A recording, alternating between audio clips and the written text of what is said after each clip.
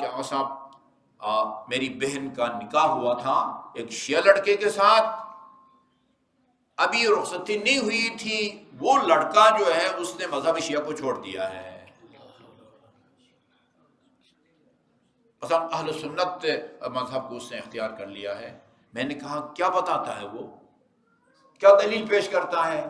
کہا ایک ذاکر دونوں معنوں میں استعمال ہوتا ہے، ہر پڑھنے والے کے لیے بھی یہ استعمال ہوتا ہے، اور جو ہمارے ذاکرین نظام ہے، قصیدے پڑھتے ہیں، نوحے پڑھتے ہیں، اور یہ میں آپ کو بتاؤں پرانے زمانے میں بھی بہت سارے ذاکروں کی خدمات ہیں، آج بھی بہت سارے ذاکر تعمیری مجالس پڑھ رہے ہیں، کئیوں کو ان میں سے ہم نے اپنے مرکز میں ان کو بلایا بھی ہے، لیکن ایسے ذاکر بھی ہیں جو مکتب کی بدنامی کے باعث بن رہے ہیں۔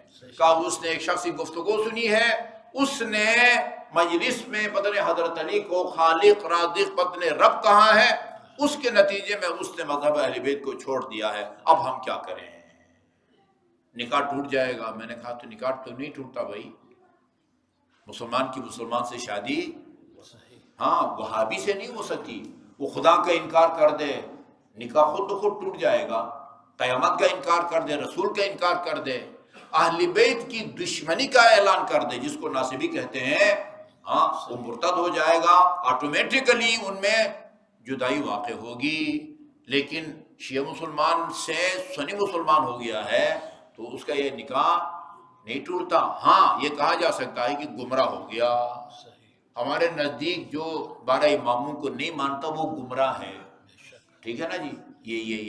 یہ عالم کا یہ کام ہے، شک کو اس کو نکالے، اور اس بیچارے کو نہیں پتا کہ بھئی شیعہ عقیدہ وہ نہیں ہے جو یہ غیر ذمہ دار بندہ سٹیج سے بیان کر رہا ہے۔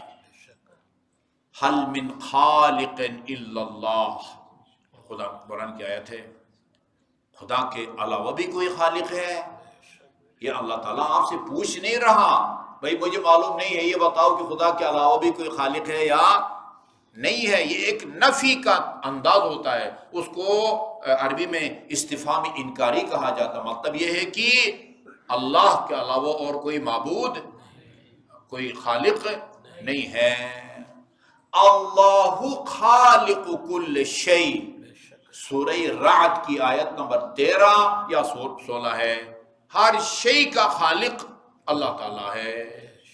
یہ وہ مذہب شیعہ وہ نہیں ہے جو صرف تجربہ بیان ہو رہا ہے، کچھ صحیح بیان کر رہے ہیں، کچھ غیر ذمہ دار غلط بیان کر رہے ہیں۔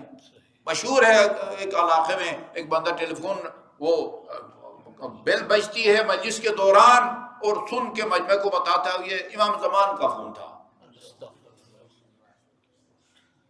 عالم کا کام کیا ہے؟ انسان کو شک سے نکالے اور اس کو یقین کے مرحلے میں لے آئے۔